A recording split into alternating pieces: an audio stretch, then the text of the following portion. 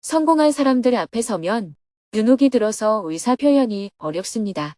2024년 12월 22일 영어 증문직설 결사행자 자자수련 100일 특별정진 간담회. 안녕하세요. 서울정토회관의 아침이 밝았습니다. 오전 8시부터 외국인을 위해 영어 통역으로 증문직설 생방송을 했습니다. 전 세계에서 260여 명의 외국인들이 생방송에 접속한 가운데 스님이 대화를 시작했습니다. 인사를 나눈 후 먼저 지난 2일에 로힝야 난민 캠프에 비누 636만 개 전달식을 하고 온 모습을 영상으로 보았습니다. 오늘은 3명이 손들기 버튼을 누르고 스님에게 질문을 했습니다. 그중 한 명은 성공한 사람들이나 높은 지위에 있는 사람들 앞에 서면 주눅이 든다며 어떻게 마음을 다스려야 하는지 스님에게 조언을 구했습니다. 성공한 사람들 앞에 서면 주눅이 들어서 의사 표현이 어렵습니다.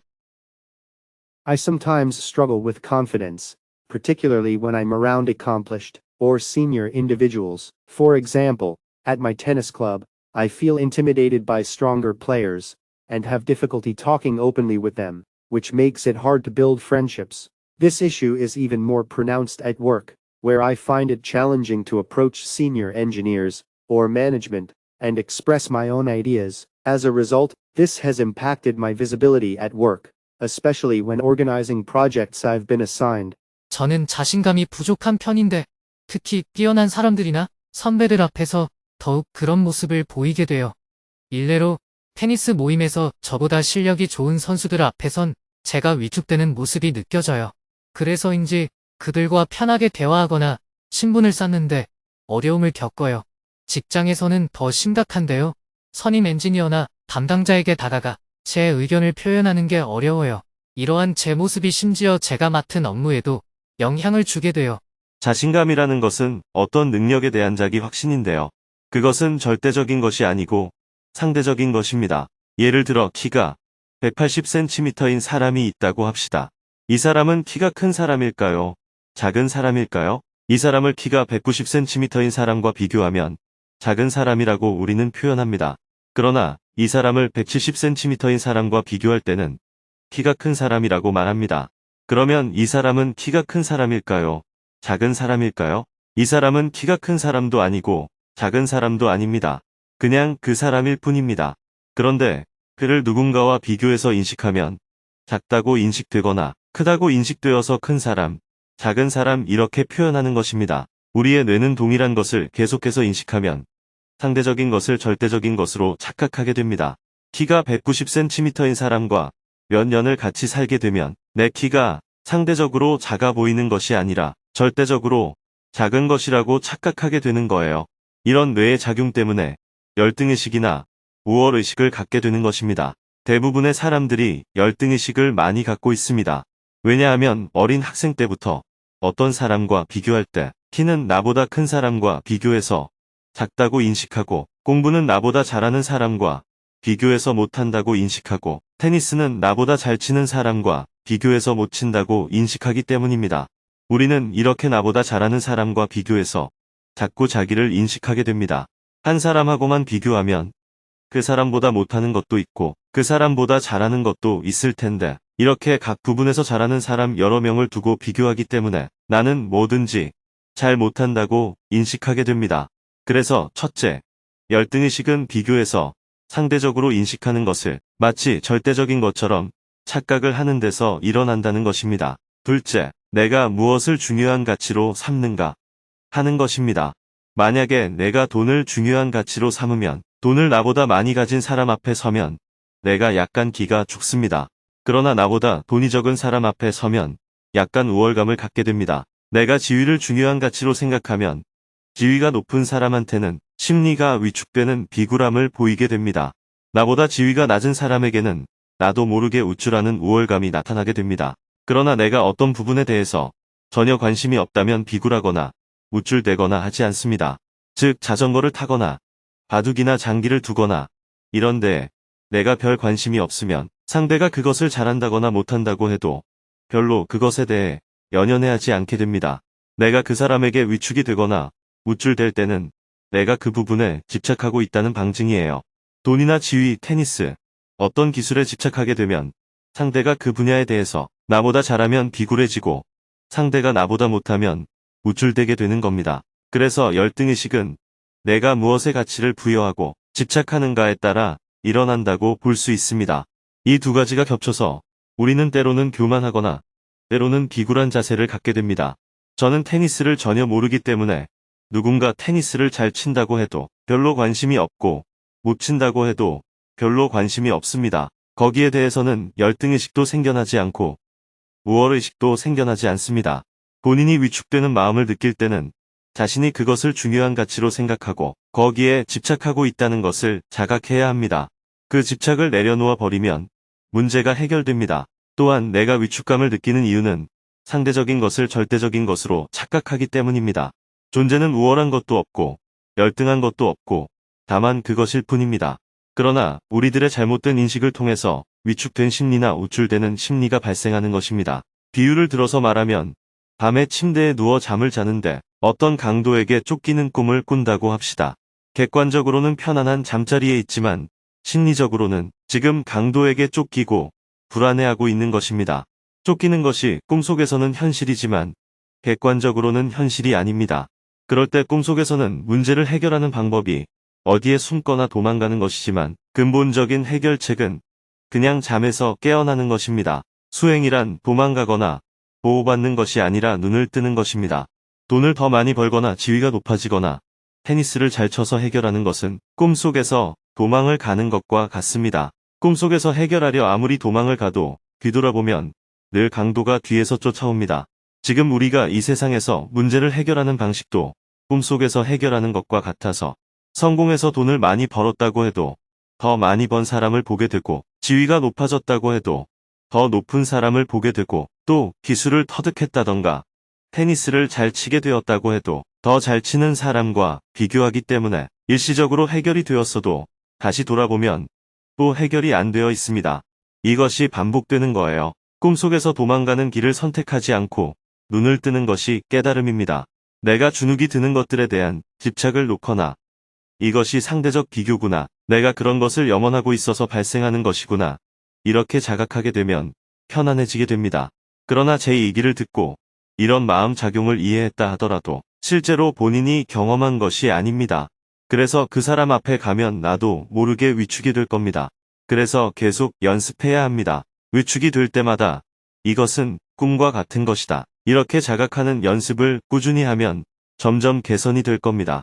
I have lived my life placing more importance on things like personal interests and hobbies in today's society, though it feels like we're trying to categorize and quantify everything. Take the bell curve, for example, which is often used in sciences, mathematics, and engineering. The curve shows that most people fall in the middle, with fewer outliers on either side. The point where the majority of people are is considered the norm, or what's considered normal. But as you've pointed out, there seems to be no true reference point for what's normal. Then, is it more about tradition, or convention? What's commonly accepted or practiced in a certain context? 저는 제 취미 생활같이 일상의 소소한 삶을 중요하게 여기며 살아왔어요. 지금 현대 사회는 모든 것을 분류하고 정량화하려는 경향이 있는 것 같아요. 예를 들어 벨 커브라고 해서 과학, 수학, 공학 분야에서 자주 사용되는 개념이 있어요. 이 커브는 대부분의 사람들이 가운데에 몰려 있고 양쪽 끝에는 적은 수의 특이한 사람들이 있다는 것을 보여줘요. 대부분의 사람들이 위치하는 지점이 정상 혹은 평균으로 여겨지는데 스님의 말씀을 듣고 나니 정상이라고 하는 것도 실제로는 명확한 기준점이 없는 것처럼 보여요. 그렇다면 이런 정상 혹은 평균이라는 관념도 우리 사회의 전통이나 관습으로 인해 그렇게 여겨지는 건가요? 네, 그렇습니다. 예를 들어서 한번 설명해 보겠습니다. 만약 어떤 지방에서 학생 30명의 성적을 그래프로 그려본다고 합시다. 평균 70점이 되는 학생을 가운데에 두면 거기에 많은 학생이 분포합니다. 그 다음 오른쪽으로 가면서 더 잘하는 사람, 90점을 받는 학생까지 나타납니다. 또 왼쪽으로 가면서 50점을 받는 학생까지 나타납니다. 이때 이 반에서 제일 공부를 잘하는 특수하다고 할 만한 학생 30명을 전국적으로 뽑아서 다시 한 반을 편성합니다. 그렇게 한 반을 편성하면 똑같은 현상이 나타납니다. 거기도 1등 하는 학생이 있고 30등 하는 학생이 있습니다. 이럴 때 지방에서 1등 하던 아이가 전국적으로 모였을 때 그 반에서 30등을 하게 되면 이 아이는 심리적으로 굉장한 열등감을 느끼게 됩니다. 그는 기본적으로 자기가 항상 1등이라는 기준으로 어린 시절을 살아왔기 때문에 반에서 30등이 되는 것을 도저히 받아들이기가 어렵습니다. 그러나 전국적인 모임에서 30등을 하는 것이나 지역 모임에서 1등을 하는 것이나 그 사람이 갖는 객관적인 학업 능력은 동일합니다. 즉, 열등감은 심리적인 것이라는 겁니다. 옛날에는 혈통사회였기 때문에 태어나자마자 여자라는 이유로 차별하고 신분이 낮다는 이유로 차별했습니다. 이때는 신분에 의해서 심리가 위축되었습니다. 그러나 지금은 성차별이나 신분차별은 없어진 대신에 어린아이들이 학교에 가서 계속 성적으로 평가를 받습니다. 학업 성적이 떨어지면 마치 옛날에 신분적으로 열등의식을 갖듯이 어린아이들이 어릴 때부터 열등의식을 갖기 시작합니다. 오늘날 우리는 신분차별이 없어졌다고 생각하지만 우리의 심리는 옛날이나 지금이나 큰 차이가 없습니다.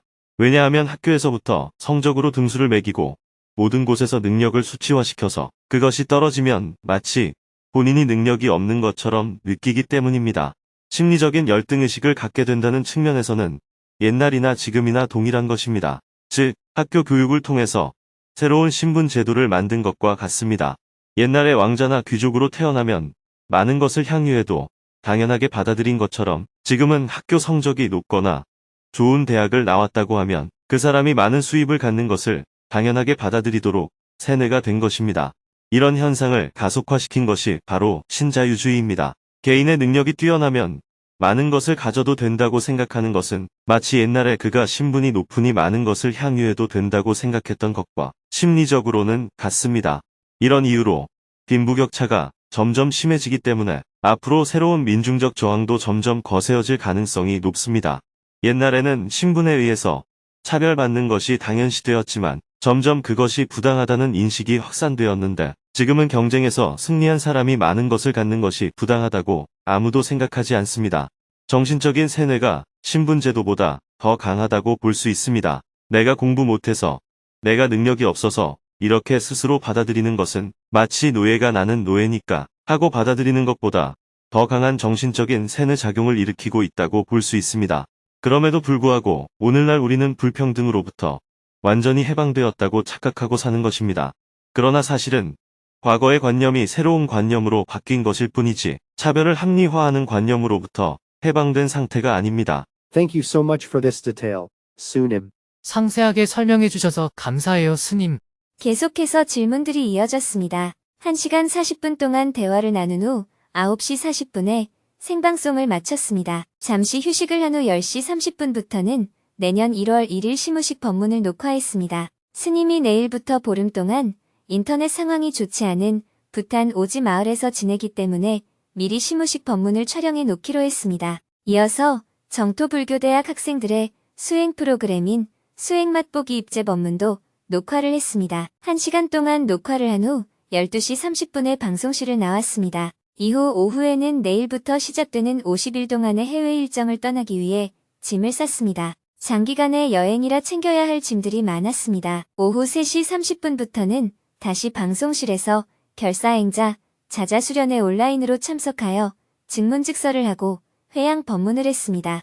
결사행자들은 전국 으뜸절별로 모두 모여서 오늘 하루 종일 자자수련을 진행했습니다. 40계본에 따라 참여를 한 후 각자 모두먼들에게 자자를 청했습니다. 저의 말과 행동을 보고 들으며 의혹이 있거나 저의 수행을 위하여 말씀해 주실 것이 있으면 저를 위하여 자자를 청합니다. 결사행자들은 자자 수련을 마친 후 다시 한자리에 모였습니다. 자자를 하는 과정에서 궁금한 점이 생긴 부분에 대해 자유롭게 스님에게 질문을 했습니다. 그중 한 명은 12.3 계엄 사태 이후 정치인들이 국민의 의사를 대변하지 않고 자기가 속한 당의 안위만 지키려는 모습에 화가 많이 났다며 수행자는 이 상황을 어떤 관점을 갖고 바라봐야 하는지 질문했습니다. 12.3 계엄 사태 후 자신의 정당만 지키려는 정치인들의 행동에 화가 납니다.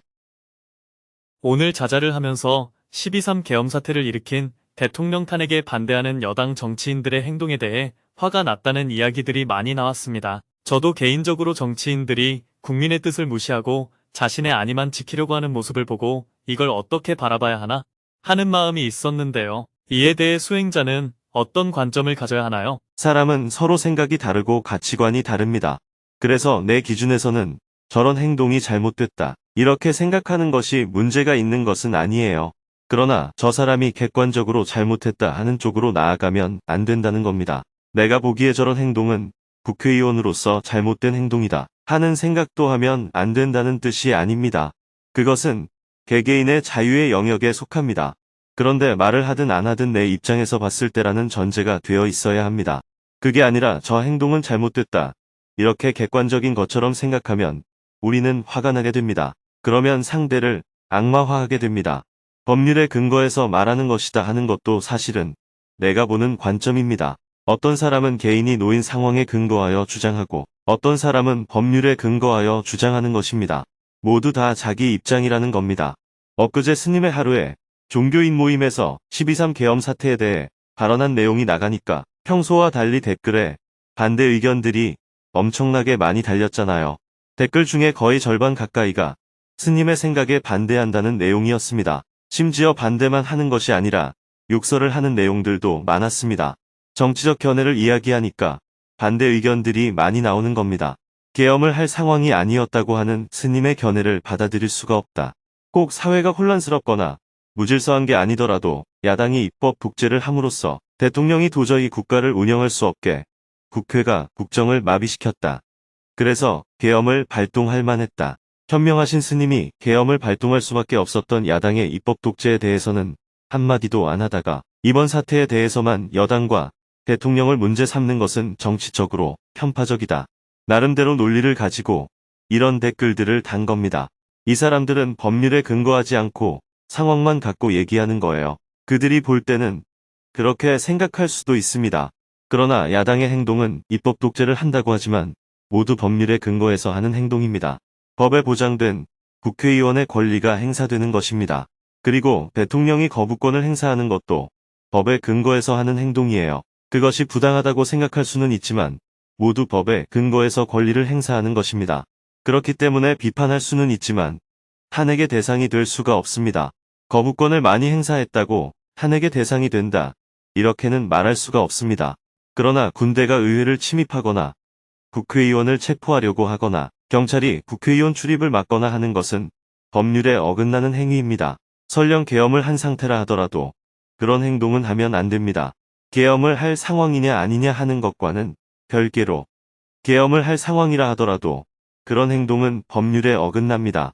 여기서 논쟁이 되는 것은 크게 두 가지예요. 첫째, 계엄을 할 상황이냐 아니냐 하는 겁니다. 즉, 계엄이 합법적이냐 불법적이냐는 논쟁이 있습니다. 이것은 법리적인 논쟁이 펼쳐질 수 있습니다. 둘째, 설령 계엄이 될 상황이라고 하더라도 군대를 동원해서 의회를 통제하려고 한 것은 명백하게 헌법 위반입니다. 저는 이것은 법률을 아는 사람이라면 논쟁거리가 별로 안 될 것 같아요. 법률을 모르는 사람이라면 국회의원들이 말을 안 들으니까 군대가 싹 잡아가야지 이렇게 말할 수 있지만 이것은 법률적으로는 명백하게 위법 행위입니다. 이렇게 군대를 동원해서 헌법을 부정한 행위를 쿠데타라고 말합니다. 다른 용어로는 내란이라고 말합니다. 그래서 명백하게 법을 어긴 행위라고 보이기 때문에 헌법재판소에서 탄핵이 인용될 가능성이 100%라고 볼 수 있습니다. 하지만 법이라는 것도 코에 걸면 코걸이, 귀에 걸면 귀걸이식으로 해석을 할 수 있거든요. 현재 헌법재판소 인적 구성이 6명밖에 안 되기 때문에 그 중에 한 명이라도 이유가 어떻든 반대를 해버리면 탄핵이 부결되고 대한민국은 다시 큰 혼란에 빠지게 될 겁니다. 그 결과를 국민이 승복하면 되는데 지금의 국민 정서에 반하기 때문에 승복이 전혀 안 될 거예요. 그러면 갈등이 더욱 심화될 위험이 있습니다. 그러나 일반적으로 봤을 때는 박근혜 대통령의 탄핵 때보다는 훨씬 더 탄핵의 이유가 명백합니다. 이번에는 논쟁의 여지가 별로 없어 보인다고 볼 수 있습니다. 그렇기 때문에 설령 여당 의원이라 하더라도 위법, 위헌 행위를 한 대통령을 탄핵하는 데는 찬성을 해서 혼란을 단시간에 수습하고 재발 방지를 위해서 헌법을 개정하자고 이야기해야 합니다. 위헌적 행위를 옹호하는 사람은 국회의원 자격이 없다고 할 수 있습니다. 그러나 이번 일로 화가 날 수는 있지만 수행자라면 화를 내는 것을 정당화해서는 안 됩니다. 물론 내가 생각할 때 부당하기 때문에 개선을 위해서 투쟁을 하겠다면 그것은 개인의 자유에 해당합니다. 그러나 이런 상황에 대해서도 탄핵에 반대하는 사람들은 법률을 기준으로 판단하지 않고 그냥 막연히 생각을 갖고 판단하는 겁니다. 즉, 선거가 부정으로 됐기 때문에 국회를 인정할 수 없고 야당이 국회의 다수가 된 것은 부정선거에 의해서 이루어졌다고 믿는 거예요. 그래서 선거관리위원회를 제일 먼저 통제하려고 했던 겁니다. 그리고 국회에서 계엄 해제 통과가 안 되도록 했습니다. 법 절차에 따라서 한 게 아니라 군대를 동원해서 폭력적으로 법을 어기면서까지 방해를 하려고 했다는 거죠. 그분들의 생각이나 행위가 이렇게 한쪽으로 편중이 되어 있기 때문에 지금까지 일어난 일련의 행위들이 우리가 생각하는 상식적인 행위와는 전혀 다른 양상을 보인 겁니다. 그러나 그런 사람들은 그렇게만 보니까 그럴 수 있어요. 그러나 우리는 그것을 바람직하다고 보지 않는다는 거죠. 내가 그들의 주장을 이해하는 것과 그들의 행위에 동조하는 것하고는 전혀 다른 문제입니다. 그런 문제를 대할 때 객관적으로 나쁘다고 생각하게 되면 우리도 저것들을 싹 다 잡아넣어 이렇게 결론이 날 위험이 있습니다. 나와 다른 상대에 대해 인정과 이해가 없으면 결국 미움과 증오로 나아가게 됩니다. 미움과 증오는 상대를 죽이고 없애버리는 결과가 빚어지기 때문에 우리는 늘 평화적으로 문제를 풀어야 합니다. 수행자는 서로 다름을 인정하고 그의 입장에서는 그럴 수도 있다는 이해를 바탕에 두고 사물을 봐야 합니다. 감사합니다. 계속해서 질문이 이어졌습니다. 더 이상 질문이 없자 결사행자들은 스님에게 회양 법문을 청했습니다. 스님은 결사행자들이 늘 중요하게 간직하고 있어야 할 관점이 무엇인지 이야기해 주었습니다. 오늘 정토의 결사행자와 법사단이 자자와 포사를 잘 마쳤습니다. 여러분의 몸과 마음, 그리고 수행 공동체 정토회는 이로써 청정함을 얻었습니다. 이렇게 청정한 개인과 승가에 의해 정토회가 잘 운영되길 바랍니다. 여러분은 우리가 왜 정토회를 창립하여 이렇게 활동하는가 하는 근본 목표를 놓쳐서는 안 됩니다. 그러나 창립을 한 사람들과 달리 나중에 동참한 사람들 사이에서는 창립 정신이 갈수록 옅어질 수밖에 없는 것이 일반적인 현상입니다. 시간이 흐를수록 어떤 목표를 달성하고 확산하는 데에만 초점이 맞춰지기 때문입니다. 새로 들어온 사람들은 그런 분위기에 젖어서 정토회를 시작했을 때 순수함과 청빈함을 배울 기회를 잃게 됩니다. 이로 인해 오로지 어떻게 효율적으로 확산시킬 것인가 하는 것에만 초점이 맞춰지고 일이 중심이 됩니다. 결국 승가에서도 일을 잘하거나 재능이 있는 사람이 인재로 선발되어 주요한 직책을 맡게 되는 경향이 생깁니다. 이렇게 운영의 효율성에 초점이 맞춰지다 보면 보통 3대만 지나도 창립 당시에 기존의 불교와 달랐던 특색은 사라지고 다른 단체들과 크게 다를 바 없는 모습이 되기 쉽습니다. 이를 통해 우리가 비판했던 종교나 단체들이 왜 그렇게 변할 수밖에 없었는지 이해할 수 있게 됩니다. 정토회의 창립 정신이 오래 유지되도록 하려면 그래서 기존 단체들을 너무 비난해서는 안 됩니다. 우리가 그들보다 낫다고 우쭐대서도 안 됩니다.